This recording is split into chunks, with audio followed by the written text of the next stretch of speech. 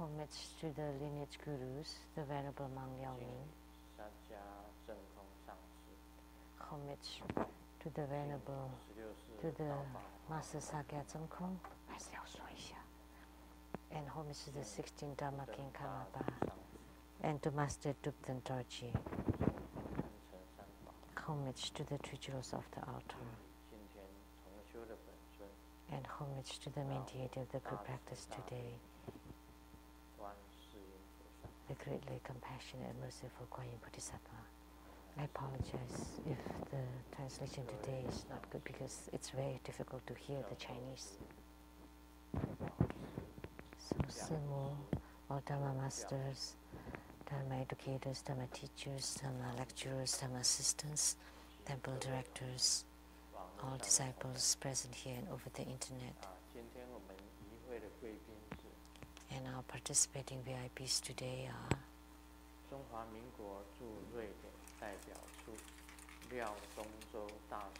the wife of the Taiwan representative to Sweden, Dharma Sister Judy, the law advisor to True Buddha's Foundation, Dharma Sister Jennifer Zhou, and producers working in Tianshan Xinten of CTI-TV Taiwan, Dharma Sister Rebecca Xiaqi, Dr. Fang Zhuang, Dr. Ryan Zhuang,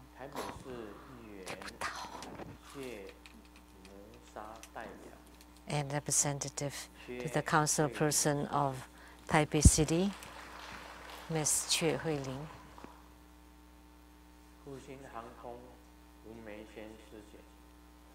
and from the Fuxing Airline, Dharma Sister Wu Meishen, and from the Voices from Heaven Choir Group, Ms. Lin Yizhan, Ms. Gao Jin, Ms. Gao Ruzhen, Ms. Gao Xinzi.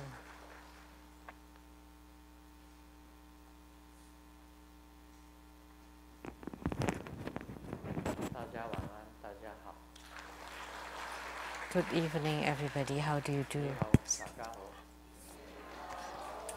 Jeez.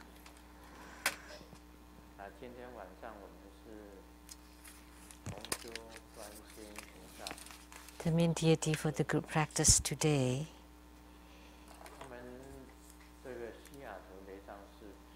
is Kuan Yin Bodhisattva. And the Kuan Yin Bodhisattva from Seattle Lechang Temple, the earliest Kuan Yin at the Seattle Temple, is this deity here. That's the earliest one. This earliest Kuan Yin Bodhisattva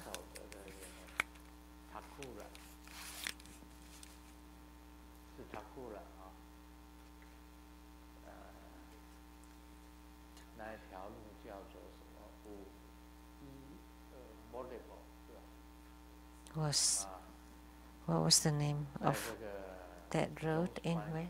Tacoma? Tukwila. At the John's Chan's Furniture.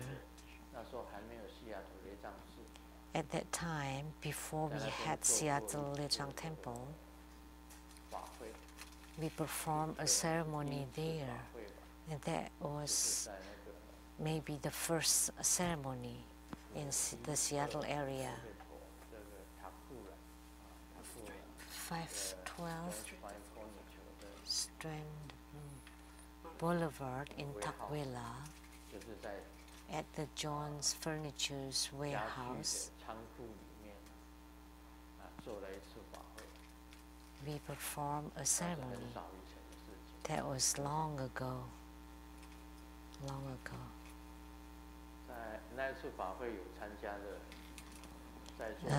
Anyone attending the ceremony then? Simu.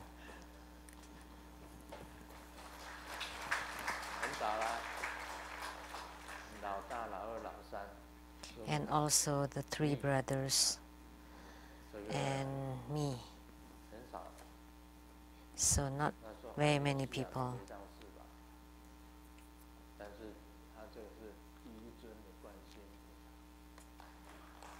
At that time, we didn't have Seattle Lejang Temple, and that was this Guan Yin Bodhisattva, the first deity here, the first Guan Yin deity. So of all bodhisattvas, she's the most compassionate. She has lots of emanation. Like when we recite the Hiking Guan Yin Sutra, we would recite the Guan Yin Bodhisattva of the 10 directions. In Buddhism, the 10 directions refer to the upper, going up, going down, and the 8 directions.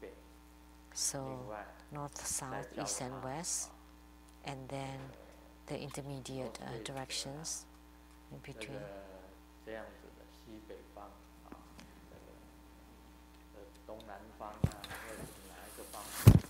So like northwest and southeast and all the intermediate directors. So altogether 8 directions, and then up and down. So altogether 10 directions. So in the 6 rebirth realms, the human realm, heavenly realm, Asura realm, hell, Holy Ghost, and the heavenly realm, they are all Guan Yin Bodhisattvas. So in the animal realm, how could they be a Guan Yin Bodhisattva? So Hayagriva, the horse-headed Guan Yin Bodhisattva,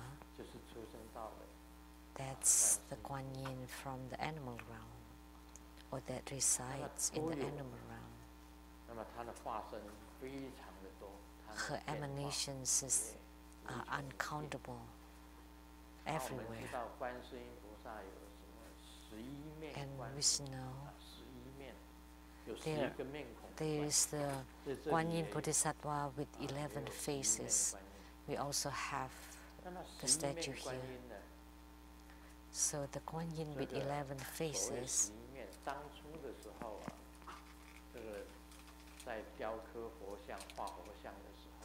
when you were sculpting a bodhisattva with one face, meaning the first ground, and the bodhisattvahood has 10 grounds, and the 10th ground bodhisattva has 10 faces. Huh? Represent Yuan Jue, so the perfect awakening, and then 11 faces, that's the wonderful awakening, which is the same as Buddhahood. That's the highest bodhisattvahood. The 10th is the highest bodhisattva, then the 11th is Buddhahood. So Guan Yin Bodhisattva with 11 faces, which means it's on the 11th ground, a Buddha. And that's also called the Zheng Fa Mi Ru Lai, or the Tathagata with the correct Dharma radiance. Because of his compassion towards sentient beings, he transformed himself to become Guan Yin Bodhisattva. So he could be a Buddha or Bodhisattva. Why is he a Bodhisattva? Because he wants to help sentient beings. There's also the Guan Yin Bodhisattva with 1,000 eyes and 1,000 arms. She's really great because she has 1,000 arms and 1,000 eyes. It's not nothing. I know that in China there's the Great Compassion Temple that's very famous, the Taipei Yuan. Also have affinity with Grandmaster, and inside this Taipei Yuan temple they enshrine the Guan Yin Bodhisattva with 1,000 arms and 1,000 eyes in China, in Hong Kong.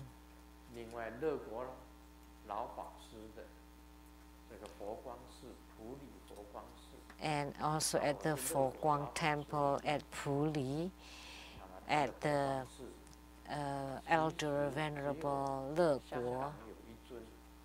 Actually, in Hong Kong, there was 1,000 arms, 1,000 eyes Guan Yin in Hong Kong, and also at the Pu Guang Temple in Puli, built by the Venerable Le Guo. There's also Guan Yin Bodhisattva with 1,000 arms, 1,000 eyes, very tall, with many hands. And I heard there were 3 deities with the same sculptor.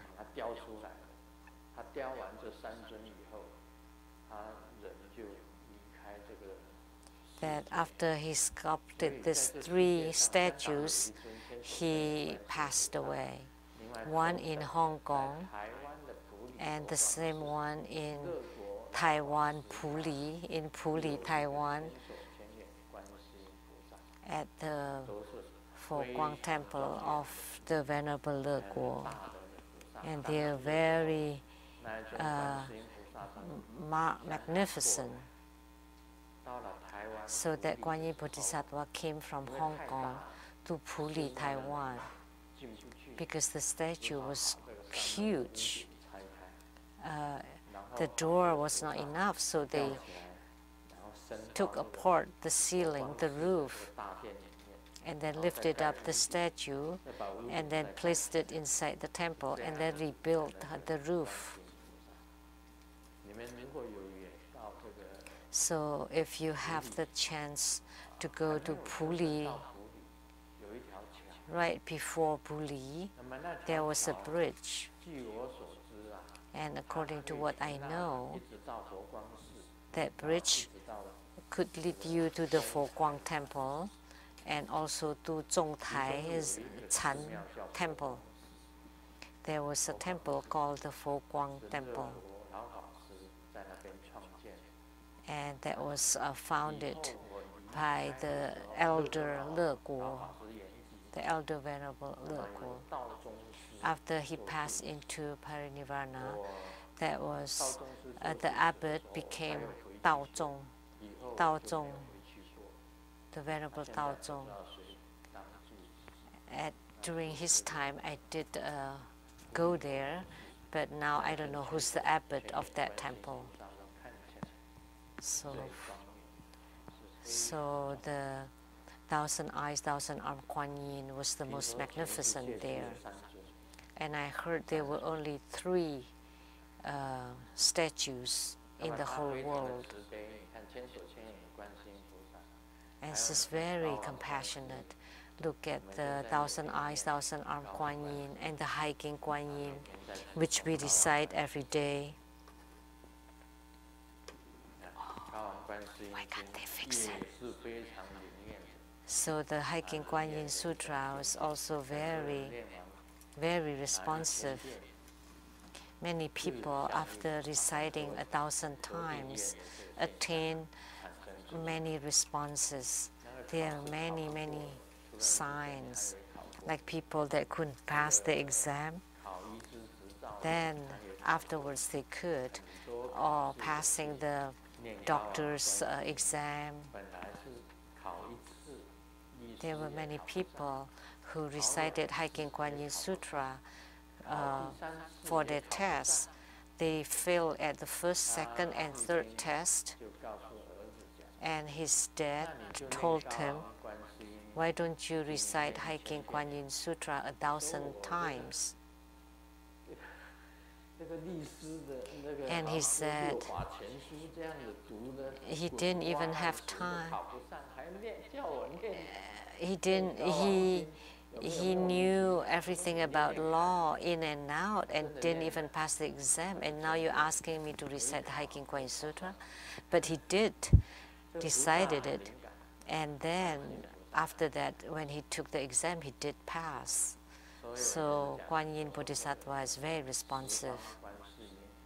So the Guan Yin Bodhisattva of the 10 directions, meaning everywhere there is Guan Yin Bodhisattva. This is truly compassionate. And at Grandmaster's bedroom, there's also the Chenrezig, the four-armed Guan Yin, 2 statues. And they're both painted by hand. The four-armed Guan Yin. And the four-armed Guan Yin is mostly revered in Tibet. And Tibet is the spiritual place of Guan Yin Bodhisattva. And the Karmapas, Dharma kings, were also emanations of Chenrezig. And they also said that Dalai Lama was also an emanation of Chenrezig. And there are many Rinpoches who are also emanations of Chenrezig.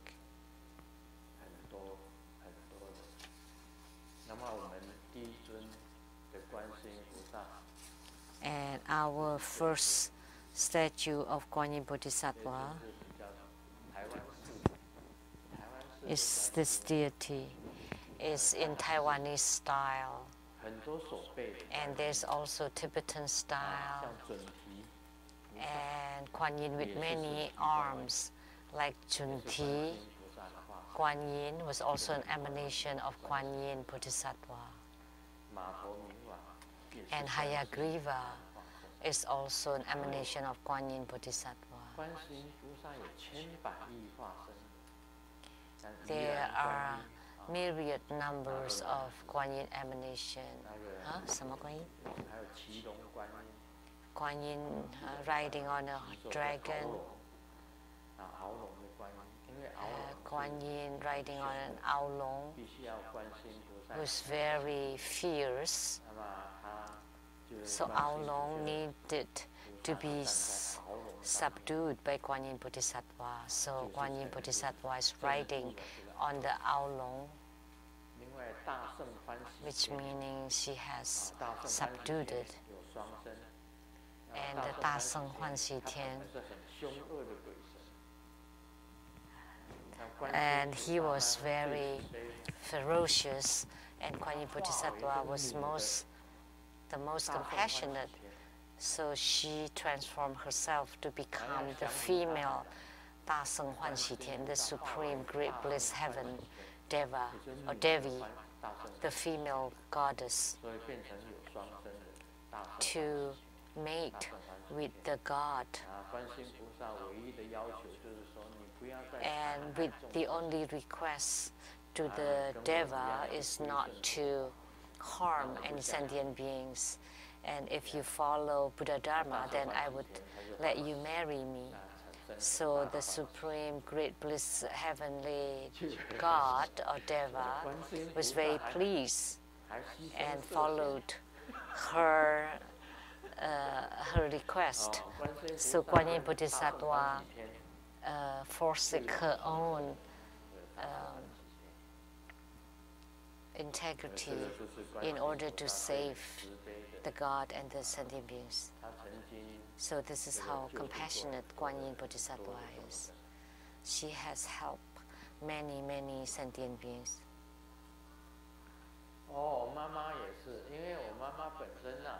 And also my mother,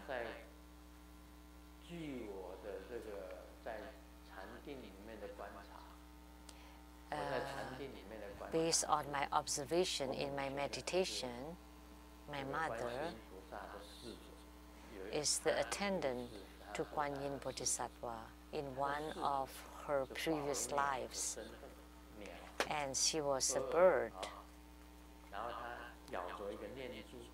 And she was biting on the chanting beads. If you look at a Guan Yin statue in Taiwan, above Guan Yin, below Ma Zhu, and then also Guan Seng Di Jun. Guan Yin Bodhisattva at the center. So Guan Shen Di Jun here, and then Tian Sang Sen Mu or Matsu here. And then next to Guan Yin, there are two attendants. One is San Cai Tong Tze, and the other one is Liang Mi, and a bird that's biting on the chanting beads next to Guan Yin Bodhisattva. And that bird was called the peace bird.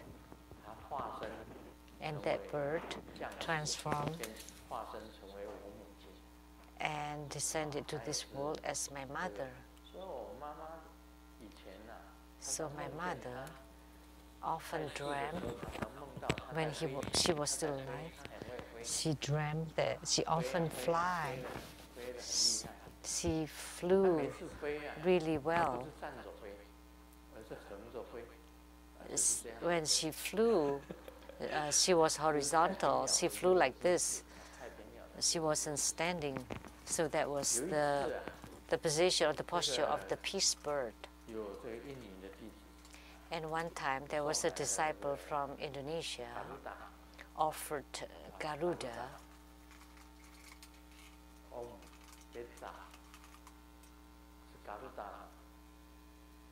Was it Garuda?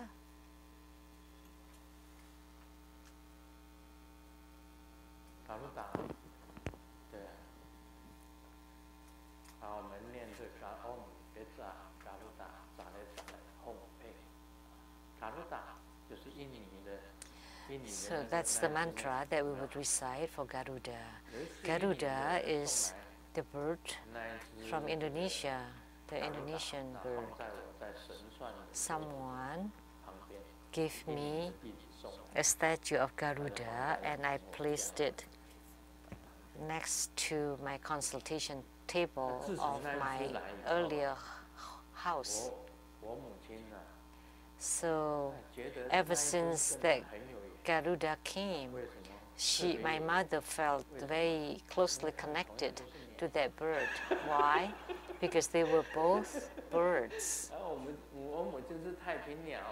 My mother was the peace bird, and Garuda was also a huge bird with the golden wings, which is in Sanskrit called Garuda. Indonesian language is very close to Pali, the language at the time of Sakyamuni Buddha. So many mantras chanted by Indonesians are very nice because their accent or their pronunciations are very close to Pali language. So they sound really nice. And because they were both birds, so my mother was very close to that Garuda, and Garuda appeared and took my mother to fly all over the world, to travel and to see the world. That's what my mother told me when she was still alive. And then later on, of course, she had affinity with Guan Yin Bodhisattva. So finally, she was guided by Amitabha Buddha. But she still had to resolve her last connection with the world. So even after she passed away, she still remembered her money because he made some money when she was still alive. So in the sky flying, she was still looking for her money. Sima. And someone asked or brought Sima to make investments. We cannot talk about the amount, but my mom had some money invested and was gone. Also in a true Buddha disciple.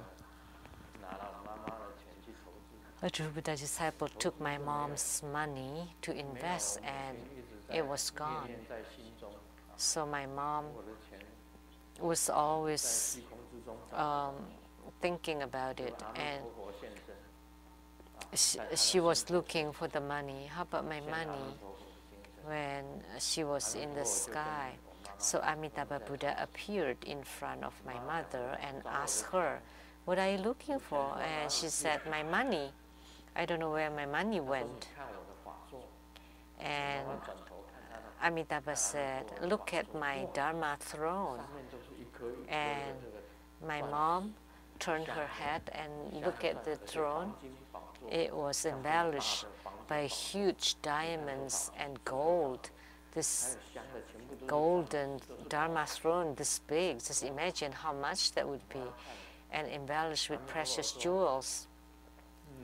Wow, when my mother saw that, and Amitabha said, "You're looking for money, but look at this throne, how much it would be."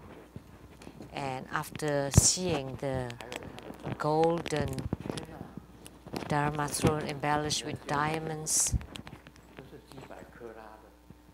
it's something that you can't find in the world.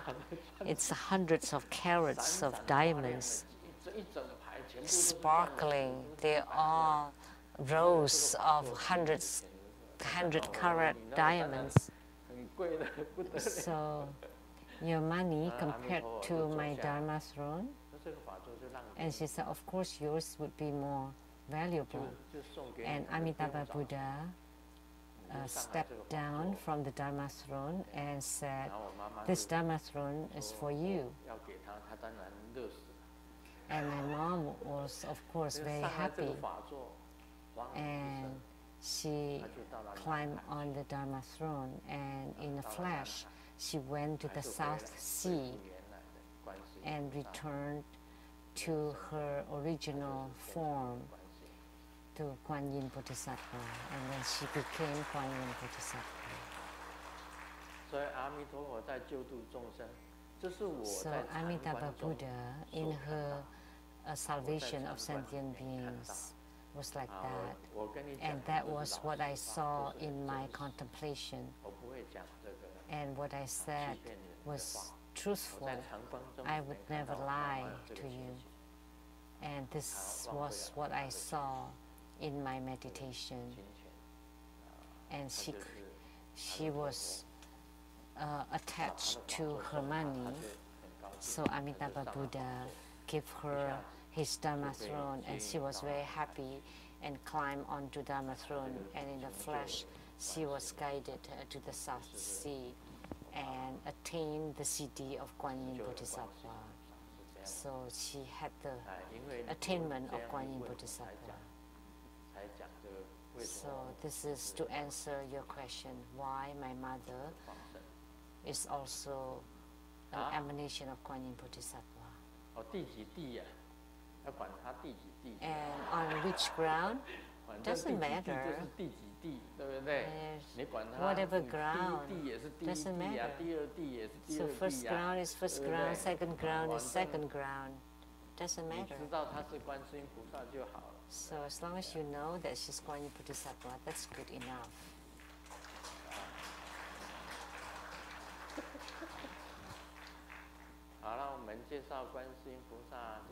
So that's the simple introduction of Kuan Yin Bodhisattva. Why? Because we all know about Kuan Yin Bodhisattva. But in reality, we could never finish talking about Kuan Yin Bodhisattva.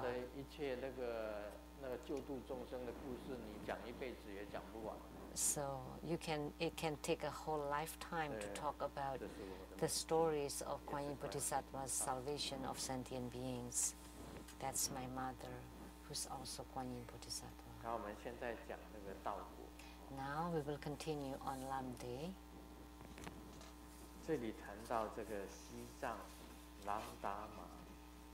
Here we talk about the destruction of the King Lamdama of Tibet. When King Lamdama, of all the Zanpu in Tibet, which is the royal clan, Langdama, King Langdama was the last Zanpu in Tibet.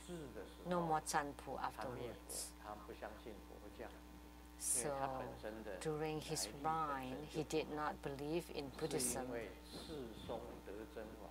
and his origin was not very good. That was because King Zhizong Tijun was too compassionate, and he let go of a devil king or Mara king, and he let the Mara king in his royal family, and later on he was reincarnated as Langdama. So he's the destroyer. So all of the Tibetan Buddhism, almost all of Tibetan Buddhism was destroyed by him. Why there is a lay Buddhist for Vajracharya? Actually, Vajracharya should be held by the monastic or ordained members. But why we also have lay Buddhists as the tantric acharyas or Vajra master? That's because during the King Langdama, the Buddhism went underground and they went into hidings. So they let their hair grow. So at the lineage, there were also the laity as Vajra acharyas or Vajra masters. That's because of the destruction of King Langdama of Buddhism. So the monastic people returned to lay life, and that's why we have laities as Vajra masters too.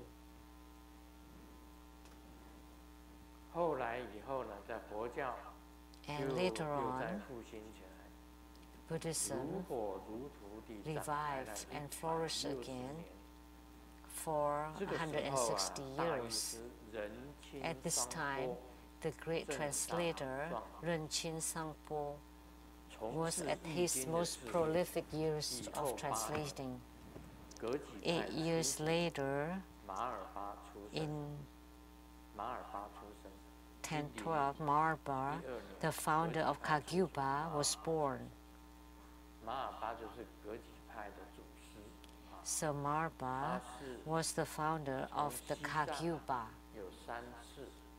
And from Tibet, he went to India 3 times to pay homage or to take refuge in Naropa and studied Buddha Dharma there. Later on, he went back to Tibet, and he was the founder of Kagyupa of Tibetan Tantric Buddhism. And from Marba to Milarepa, he transmitted to Milarepa. And Milarepa,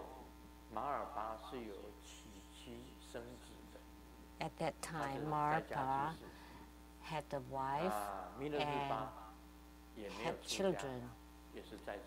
So he was a lay Buddhist. And Milarepa was also a lay Buddhist, did not become a monk. And Milarepa transmitted to Gampopa. And Gampopa was a monastic monk, which is a monk, received monastic ordination. So Marba, Milarepa, Gampopa, the 3rd lineage guru. And Gampopa transmitted to Tusum Chenpa. And Tusum Chenpa is the first Karmapa. And then the 2nd Karmapa. And then all the way to the 16th Karmapa. which is the guru that I took refuge in. And now we have the 17th Karmapa. And there were 2 schools for the 17th Karmapa, because there are 2 17th Karmapa. One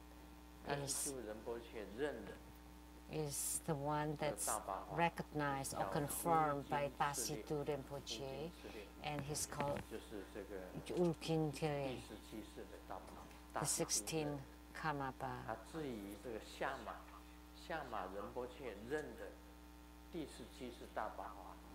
And the one confirmed by Shamar Rinpoche is called the Karma Doje. Taya Doje.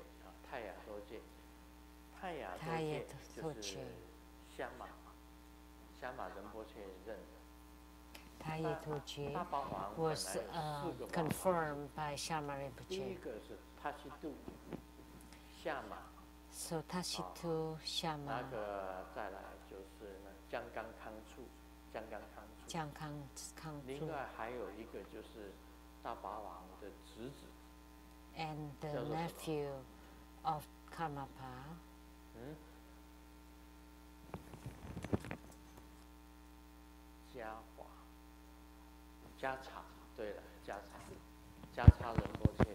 Cha-Cha Rinpoche, and I heard that Cha-Cha Rinpoche is in upstate New York, at the Woodstock, upstate New York. So now we have 2 schools. There were 4 Dharma princes, Shama Rinpoche, recognized by Shama Rinpoche, and the other one recognized by Tachitu Rinpoche. So that's the issue here. So which one is which? But my personal opinion is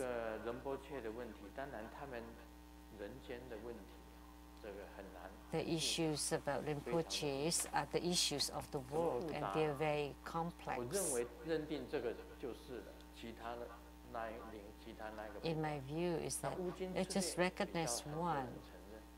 Many people recognize the Ujinchari, and Taya Doji is recognized by less people.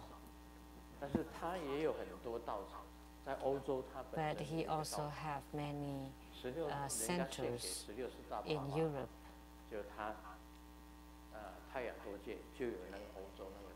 So he inherited the spiritual centers offered to the 16 Karmapa in Europe and also in Taiwan. That's Taya Doji. And I have met Taya Doji, but up till now I haven't had the affinity to meet Ujin Tunle. Actually, he could emanate as many bodies. Sometimes it's the emanation of the body, speech, or the mind. Body, speech, and mind. Do you know what the Guya Samaya Heruka is? Or the collection of the secret Heruka, which the Heruka that I never taught before. Marapa went to Naropa to learn Hevajra and Guya Samaya and Chakra Samvara. And upon returning,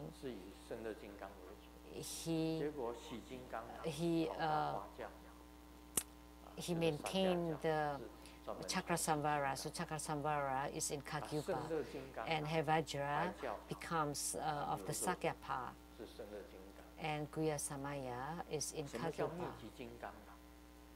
So what is Guya Samaya? It's also called the King of Heruka. Actually, Guya Samaya is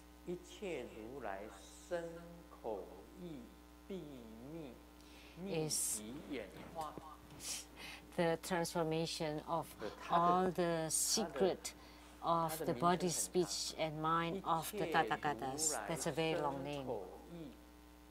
So, the secret collections, the transformation of the secret collections of the body, speech, and mind of all the Tathagatas.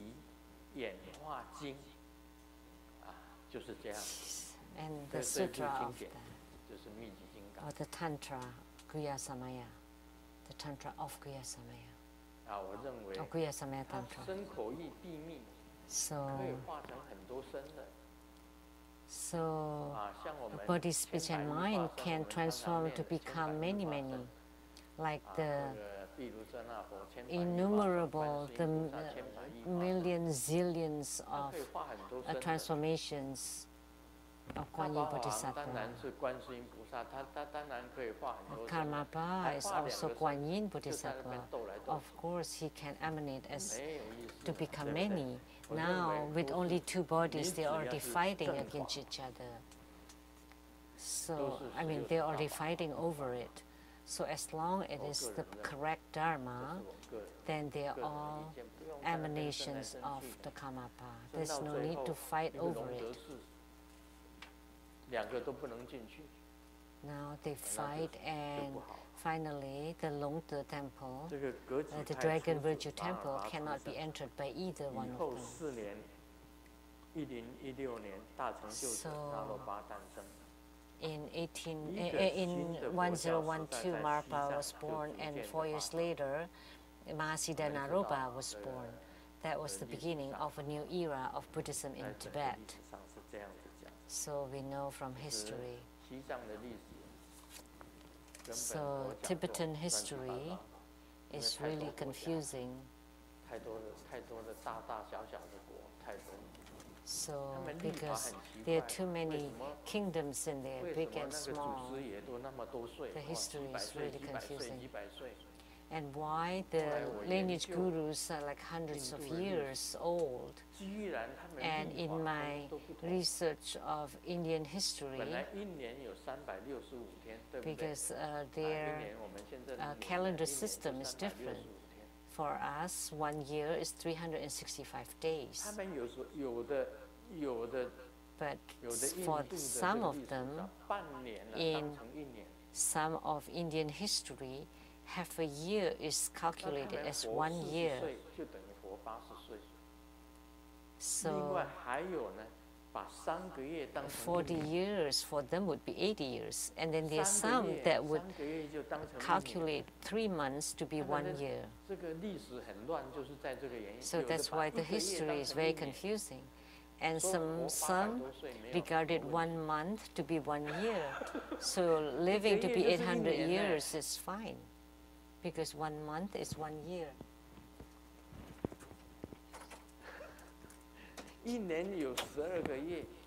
And for us, 1 year is 12 months. So 1 year for them is 12 years old. So over 800 years is no big deal. So how many years is that? If 1 month is considered to be 1 year, living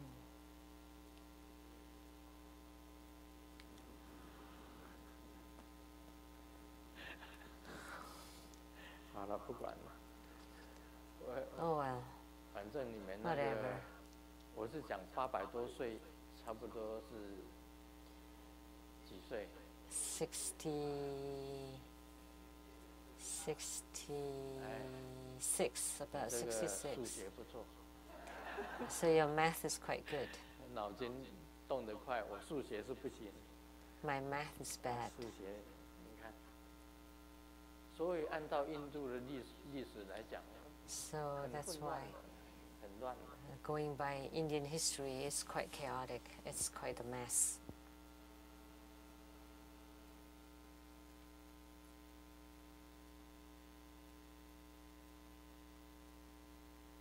这个那时候的堪布，什么叫堪布呢？就是 The Kampu of that time, Kampu is like an abbot. 这个释迦如训及 Sakya Lu-Ling and and Acharya Se Yeya Zunzu.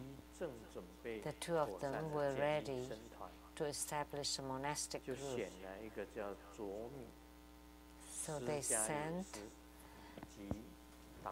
Zuomi Sakya Yeshi and Dano Shunlu Zunzu to study in India, carrying tons of gold. So in Tibet, they selected Zuomi Sakya Yeshi and Dano Shunlu Zunzu to go to India to study Buddha Dharma. So at that time, the Buddha Dharma spread from India. All Buddha Dharma came from India. And the Tibetans passed by Nepal to go to India to study Buddha Dharma. And Marbar also went to India and studied from Naropa.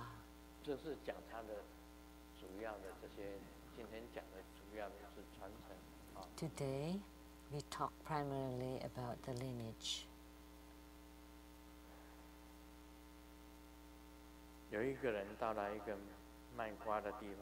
Someone went to a melon stall and asked the seller, "Is your melon sweet?" And the seller didn't say anything. "Are your melons sweet?" He asked. You know, the seller said their melons are sweet, and they said free if they're not sweet. Why don't you say something? And the seller didn't say anything, and he kept pushing on him. And the seller said, "Get out of here. Have you ever seen bitter melons to be sweet?" Because the seller was selling bitter melons. Of course, they're bitter and not sweet. So this is lineage. Sweet melons are of course sweet, and bitter melons are bitter. This is lineage.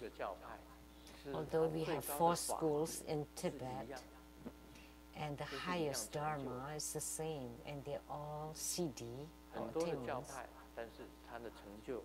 Although we have many sects or schools, but the ultimate is the same, which is Buddhahood, generating light, radiating light. Actually, they are all the same. And of course, there are also differences. If you learn the Bon tradition, or the black sect in Chinese, the Bon Po, of course that's different, because they believe that everything has spirits, and they treat a rock as a god. So they treat everything as gods or spirits. Of course, the Bon Po tradition would not allow you to have such a high attainment. So you're just worshipping, leading incense, eradicating calamities, and exorcising the ghost, and praying, but they don't cultivate spiritually so that you can generate light from your body or from your heart, or to attain bodhisattvahood or Buddhahood. You couldn't. So if you follow Bon Po tradition, you can also cast spells, you can call on the wind and the rain, but you cannot attain Buddhahood. But our ultimate goals are to become a bodhisattva or become a Buddha. So it's different. So sometimes the lineage is different.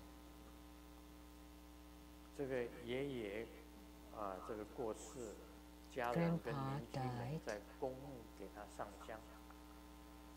and the family members asked the neighbors to lit incense, and 3 sticks of incense is good enough. And there was a man who stick the remaining incense at other people's tombs. And he said, oh, we have to make sure that we are on good terms with the neighbors. So after praying at the grandpa's tomb, he also stick incense at neighboring tombs. So I feel that nobody really does that. That when you go to the tomb of your ancestor, you also go to the neighboring tombs. But based on the norms in the world, that's acceptable. That makes sense. In India, they say this is our Buddhism. And in Japan, if you go to Japan, Japanese tantric masters feel that it belongs to Japan, and they don't want to transmit it to you. It's the same in India at that time. This is ours. They don't spread Hinduism all over the world. Of course, except when the Indians are there. Like in Singapore, they have a Hindu temple because Indians are one of the races in Singapore. That's why they have Hindu temple there that's open to public. So if you go to Varanasi and you want to go see a Hindu temple there, some of the Hindu temples are closed to outsiders because they're very isolationist. So at that time in India, they're also very isolation. They isolate themselves. They don't want to spread the Buddha Dharma. There were many Tibetan lamas that went to India to study Buddha Dharma, and they had to escape running away because they were chased by Indians. Because they are monopolistic about it.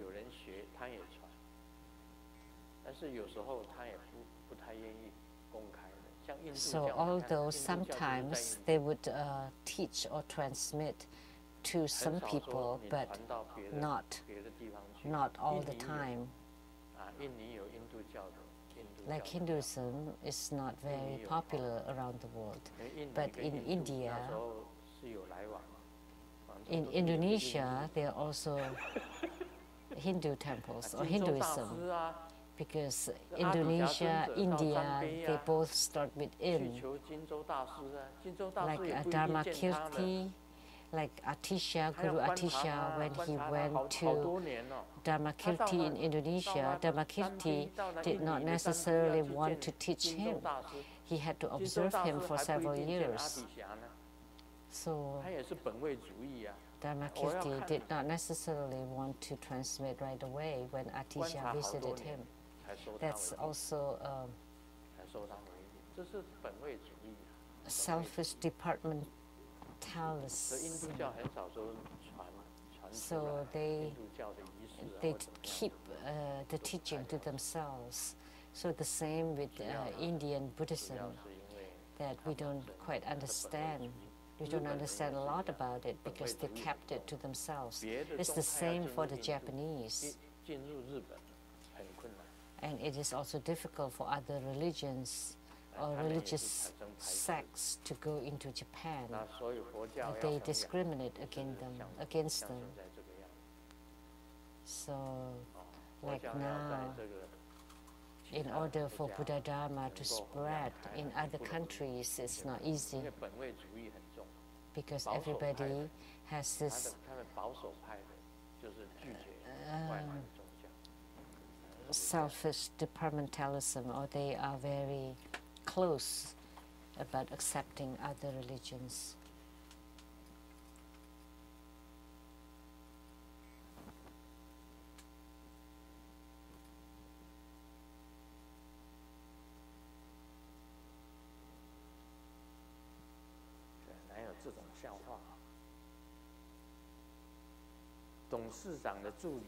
The conservative will not accept. How come we have a joke like this? The boss asked the assistant to go buy egg tarts and to give it to other co-workers. And the new manager found it to be really good, and the manager said, "Oh, I bought it.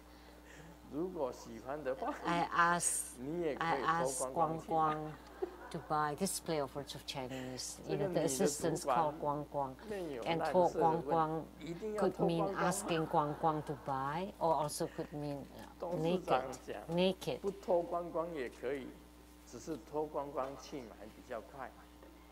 You know, so it sounds like you can ask Guang Guang to buy, it's faster, or you can, it can also mean that you can buy it naked. When you're naked, you buy. You can buy it faster.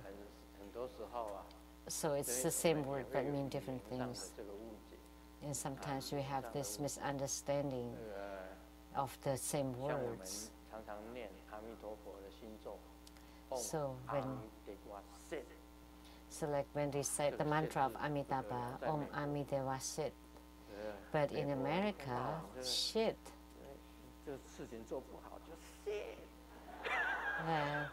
In America, people would curse shit when things don't go well.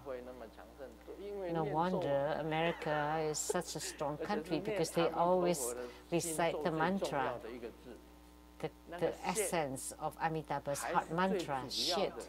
Shit is the key of the mantra. Shit. This syllable, shit. And Americans always curse shit. This and shit, that. So no wonder America is protected by Amitabha Buddha. So it's the same kind of meaning as that To Guang Guang, asking Guang Guang, or naked. But that's a mantra, so who would know that part of the mantra is like shit in America? So of course we know what shit means, like shit on you.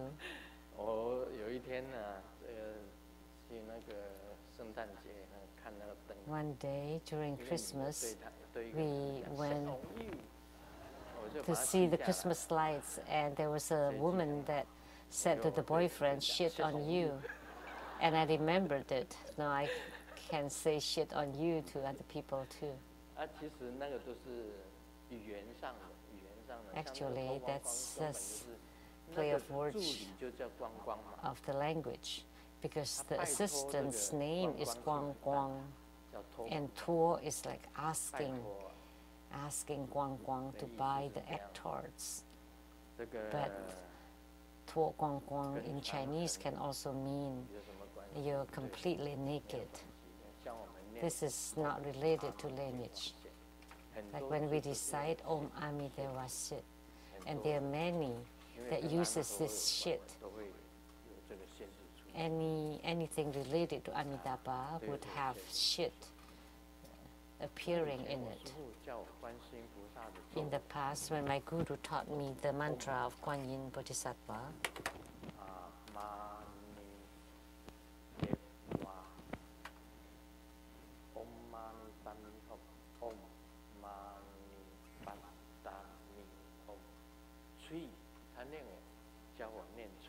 my guru taught me three. Om Mani Padme Hum, three. And three belongs to Japanese Tantrayana. But in Tibetan Tantrayana, they pronounce it as shit.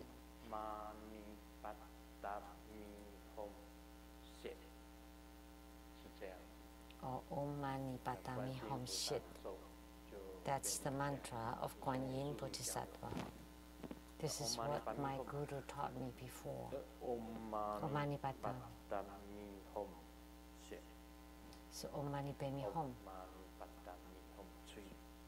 Or Om Mani Padme Hum Shit. Or Om Mani Padme Hum 3. That's all for today. Om Mani Padme Hum.